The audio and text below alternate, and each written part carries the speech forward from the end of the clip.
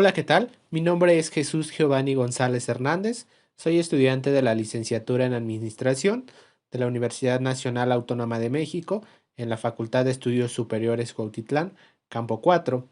Este es un video como parte del reto 20, primer parcial de la asignatura Finanzas Corporativas con el maestro Argenis Iván Mejía Chavarría. El tema a desarrollar es costo de capital, pero para entender de manera correcta el tema es necesario retomar el concepto de capital. El capital es el total de recursos que posee una empresa y que estos son obtenidos mediante aportaciones de los socios o accionistas al momento de la creación o en un momento determinado de acuerdo a las necesidades de la empresa, y también es obtenido mediante entidades externas, en este caso los bancos, con el objetivo de generar beneficios o ganancias. En el caso de los socios u accionistas, ellos obtienen una utilidad de acuerdo al capital que inyectaron en la organización, y los bancos obtienen un porcentaje llamado interés sobre el monto que otorgan a las organizaciones. Una vez que hemos entendido qué es el capital, nos centraremos en el costo del capital, que en palabras sencillas es cuánto nos cuesta este capital que ha sido inyectado ya sea por los socios o por un externo, llámese bancos. Y entonces tenemos que el costo total del capital de una empresa va a ser un promedio proporcional de los costos de los diferentes componentes del financiamiento de la empresa, y la tasa de rendimiento requerida de la empresa será aquella que satisfaga a todos los proveedores de capital, y entendemos como proveedores de capital a los socios u accionistas o a los externos, en este caso los bancos. El costo ponderado de capital. ¿Qué es? Es una medida financiera la cual tiene el propósito de englobar en una sola cifra que se expresa en términos porcentuales el costo de las diferentes fuentes de financiamiento que usa una empresa para fondear algún proyecto o actividad en específico. ¿Qué necesitamos para calcularlo? Se requiere conocer los montos, las tasas de interés y los efectos fiscales de cada una de las fuentes de financiamiento seleccionadas. El aspecto importante a resaltar de este término es que el costo ponderado del capital debe ser menor a la rentabilidad del proyecto a fondear. Dicho de otra manera, el rendimiento del proyecto debe ser mayor al costo ponderado del capital, y en este momento lo explicaremos con un sencillo ejemplo. La empresa X tiene un costo ponderado de capital del 11% y su rendimiento del proyecto es del 10.50%. ¿Qué entendemos con estas cifras? Que su proyecto es inviable, ya que no tendría los elementos suficientes para cubrir el capital que se le está inyectando o que están otorgando las instituciones financieras, y por lo tanto no sería viable. Hace un momento decíamos que para conocer el costo ponderado de capital es necesario conocer los elementos que lo integran. A continuación enlistaremos cada uno de ellos y conoceremos cómo es que se calculan. El primer elemento son las fuentes de financiamiento o proveedores de capital, que pueden ser, como ya lo hemos venido mencionando, entidades externas como bancos o de manera interna como socios o accionistas. De aquí tenemos que rescatar cuánto es que cada una de estas entidades va a aportar a el capital. Vamos con la proporción del financiamiento total, que no es otra cosa más que la proporción expresada en porcentaje que cada uno de estos proveedores de capital tendrá sobre el total del capital invertido. Después tendremos el costo antes del ISR, que no es otra cosa que el costo porcentual anual, el rendimiento del inversionista o la tasa que cobrará cada uno de estos proveedores de capital. Generalmente, en el caso de los bancos, son determinadas por estas instituciones y reguladas por el Banco de México. En el caso de los socios o accionistas están sujetos a lo que la asamblea o la empresa, de acuerdo a sus políticas, determine. El beneficio fiscal es aquel monto expresado en términos porcentuales que, de acuerdo a la ley del impuesto sobre la renta, en la que se menciona que los intereses que se paguen por préstamos obtenidos son deducibles de ISR y se puede obtener un beneficio fiscal equivalente a la tasa del ISR, en este caso del 30%.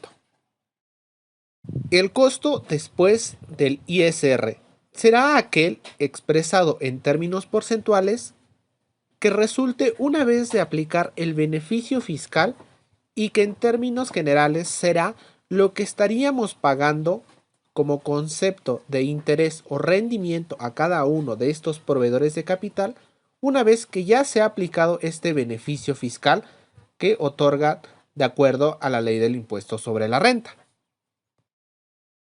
Por último, tendremos el rendimiento del inversionista, que es la cantidad expresada en pesos que obtendrán cada una de las fuentes de financiamiento de acuerdo a cada una de las tasas que se fijaron al principio y será la cantidad neta que recibirán por el concepto del préstamo o inyección de capital a la organización.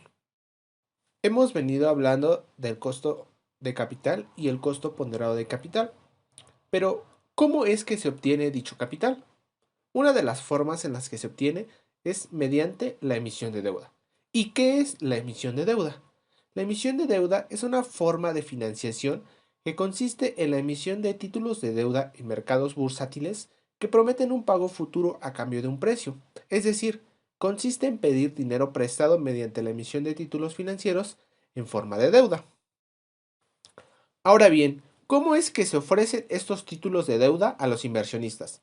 De acuerdo con el Banco de México, existen dos maneras. La primera es mediante colocación pública.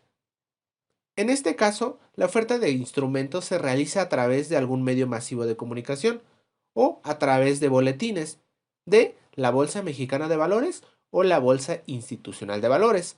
Bajo esta modalidad, la asignación se puede realizar por medio de subasta o también se puede realizar con una lista de clientes previa.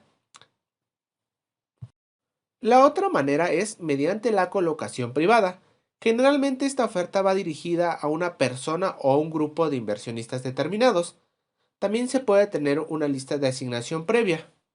La diferencia principal radica en que en esta el conocimiento no es para todos los participantes del mercado. Las empresas o estados que colocan esta deuda buscan financiarse para poder hacer frente a sus pagos a corto plazo y sus proyectos de inversión.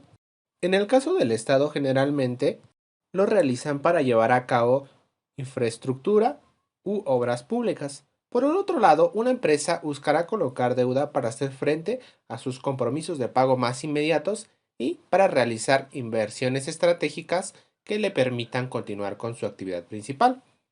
Existen diferentes tipos de deuda, con diferentes plazos o vencimientos, con diferente tipo de rentabilidad, con diferentes emisiones sobre el valor nominal, a la par o por debajo del valor nominal, de acuerdo a lo que se haya pactado por ambas entidades, ya sea en este caso la empresa o el Estado y los inversores. Otra manera de captar capital es mediante la emisión de acciones. ¿Y qué es una acción? Una acción es un título de crédito que representa una de las partes en las que se divide el capital social de una empresa. Esto permite al inversionista la posibilidad de hacer parte como accionista dentro de la organización. Estos instrumentos no cuentan con una garantía. En caso de liquidación de la empresa, los accionistas tienen derecho al remanente de los activos una vez que se hayan cubierto todos los pasivos. Su rendimiento es variable y se encuentra en función de la ganancia o pérdida del capital o del reparto de dividendos en efectivo o en acciones que se haya acordado. Las acciones se pueden clasificar en función y beneficios que recibe el comprador o inversionista. Y es entonces que tenemos las acciones ordinarias. Son aquellas acciones que dan derecho a su titular a participar en beneficios de la empresa, cobro de dividendos y voto en asambleas. Vienen entonces las acciones preferentes. Estas acciones equivalen a un título de valor patrimonial que da prioridad sobre las acciones ordinarias en cuanto al pago de dividendos. La tasa de estos dividendos va a ser fija o variable y va a ser definida al emitirse. En caso de liquidación, los accionistas preferentes tendrán prioridad de cobro, siendo ellos los primeros en recibir una compensación de acuerdo a la ley. Otra manera de clasificarlos es de acuerdo a su valor. Y en primer lugar tenemos las acciones con valor nominal. Son aquellas acciones en que figura el valor del aporte. Y también existen las acciones sin valor nominal. Son aquellas acciones que no reflejan el monto del aporte, sino la parte proporcional que poseen en el capital social. Pero ¿cómo es que se lleva a cabo la emisión de acciones y cómo es el proceso para que un inversionista pueda realizar una compra? El proceso se lleva a cabo en la Bolsa Mexicana de Valores, que es una entidad financiera que provee de instrumentos y mecanismos para la negociación de títulos de valores que sean susceptibles de oferta pública a precios fijados mediante una subasta. Algo importante a rescatar es que el mercado de valores mexicano es supervisado por autoridades reguladoras, como la Comisión Nacional Bancaria y de Valores, el Banco de México y la Secretaría de Hacienda y Crédito Público. Para poder cotizar en la Bolsa Mexicana de Valores se deben de cumplir ciertos requisitos. Estos requisitos están enlistados en el reglamento interno de la Bolsa Mexicana de Valores. Entre ellos destacan los siguientes. Se debe de contar con un historial de operación de al menos 3 años. El último estado de situación financiera deberá reflejar un saldo mayor a los 20 millones de unidades de inversión, las llamadas UDIs. No se aceptarán estados financieros no auditados ni mayores a 6 meses. La suma de la utilidad de operación de los últimos 3 años deberá ser positiva y se tiene que alcanzar un mínimo de 200 inversionistas. De acuerdo al portal de la Bolsa Mexicana de Valores, el proceso para cotizar en bolsa tiene 6 fases. El primero de ellos es la implementación de gobierno corporativo. Es aquel que regula las relaciones entre accionistas, administrativos y consejeros. El segundo de ellos es contar con un intermediario colocador, aquella casa de bolsa que suscribe el convenio de colocación. La tercera fase es la elección de la calificadora. Es aquella institución que mide la capacidad de cumplimiento de pago y genera indicadores de solvencia y riesgo. La cuarta es la solicitud, en la que se presenta la documentación de inscripción y autorización que señale la circular de las emisoras de la Comisión Nacional Bancaria y de Valores. Como quinta fase tenemos la promoción y venta de valores, en la que la Bolsa Mexicana de Valores presenta la empresa a los inversionistas clave. Y como sexto tenemos el mantenimiento de la emisión, que es una vez que se han cumplido con los requisitos básicos que señala la normatividad vigente de la Bolsa Mexicana de Valores y la Comisión Nacional Bancaria y de Valores, y es así que una empresa podría estar cotizando en la Bolsa Mexicana de Valores. Hemos venido hablando del costo de capital y el costo ponderado de capital. Hemos hablado también de la manera en que se obtiene este capital y hemos entendido que se realiza a través de la emisión de acciones y la emisión de deuda. Realizaremos un pequeño ejemplo con el objetivo de entender de mejor manera cómo es que funciona el costo de capital, cómo se calcula y cómo está integrado de acuerdo a sus elementos. Ok. La empresa LACMEX S.A.de.C.V. requiere de financiamiento y en este caso recurrirá a dos instituciones bancarias que son BBVA y Santander. También recibirá por parte de los socios como emisión de acciones un total que se añadirá como capital social. Y entonces tenemos que es BBVA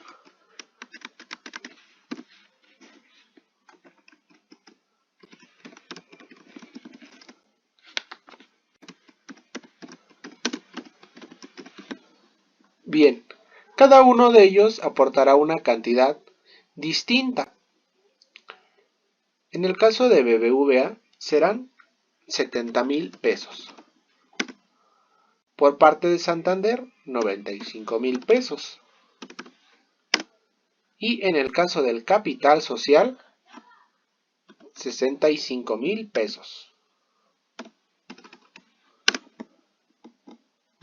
Esto nos dará un gran total de 230,000 pesos. Lo siguiente que vamos a realizar es calcular la proporción del financiamiento total, es decir, en qué porcentaje, de acuerdo a lo que invirtieron cada una de las fuentes de financiamiento, tienen sobre el total. Y esto lo haremos de la siguiente manera.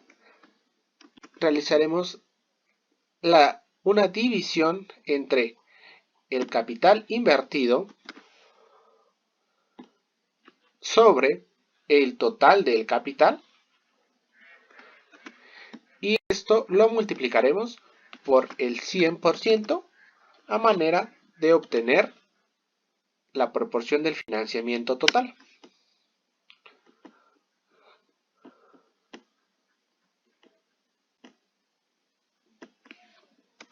Fijaremos este valor y aplicaremos la fórmula para lo restante.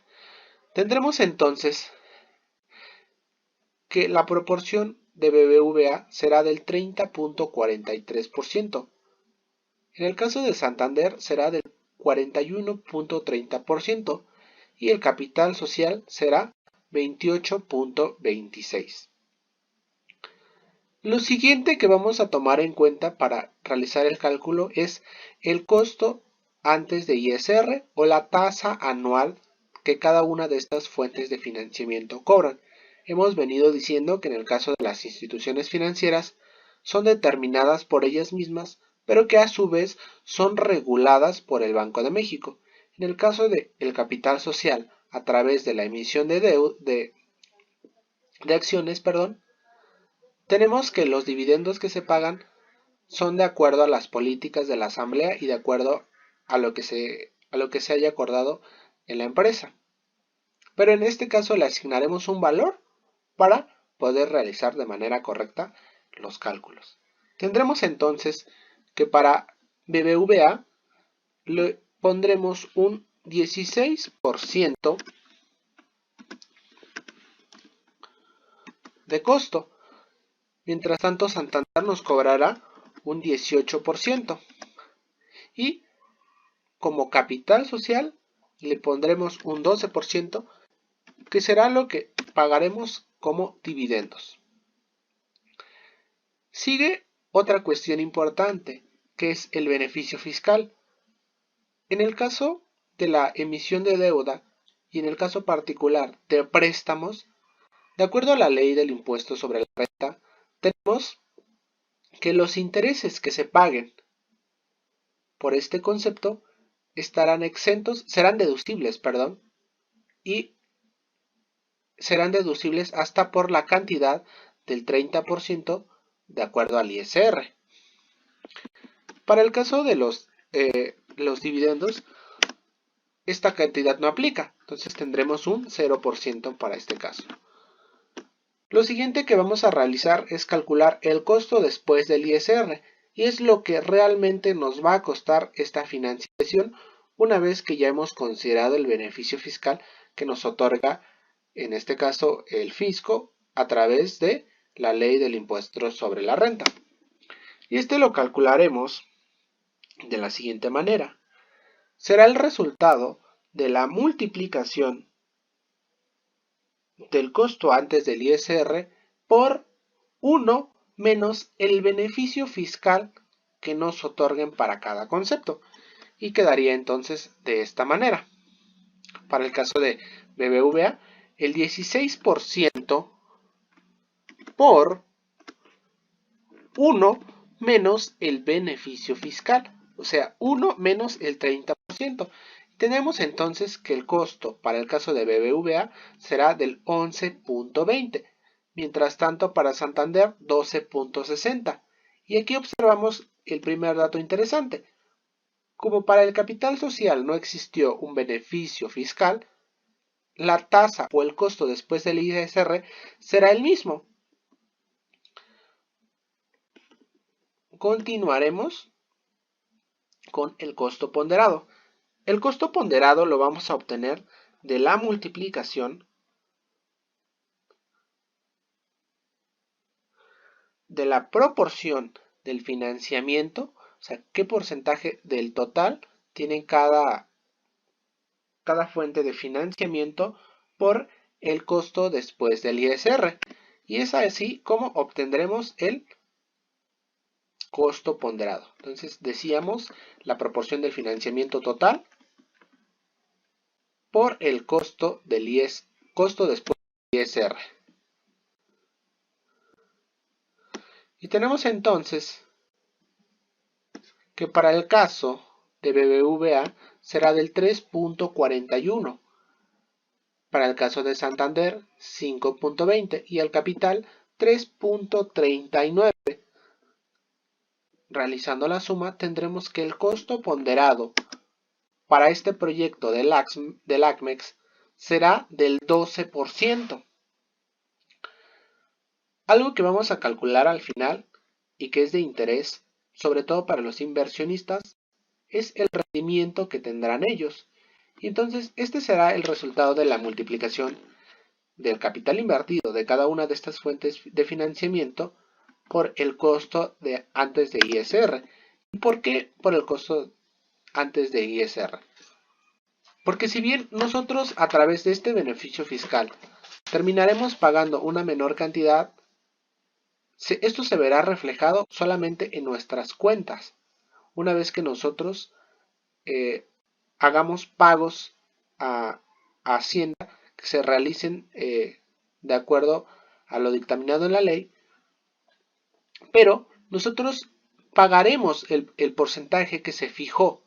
Posteriormente obtendremos un beneficio fiscal, pero eso se verá reflejado en un tiempo después a que hayamos realizado estos pagos. Entonces tenemos que en el caso de BBVA, por sus 70,000 pesos otorgados, obtendrá un interés de 11,200, Santander 17,100 y como capital social 7,800. Esto nos dará la cantidad de 36,100 pesos, que será lo que tendremos que pagar a las fuentes de financiamiento.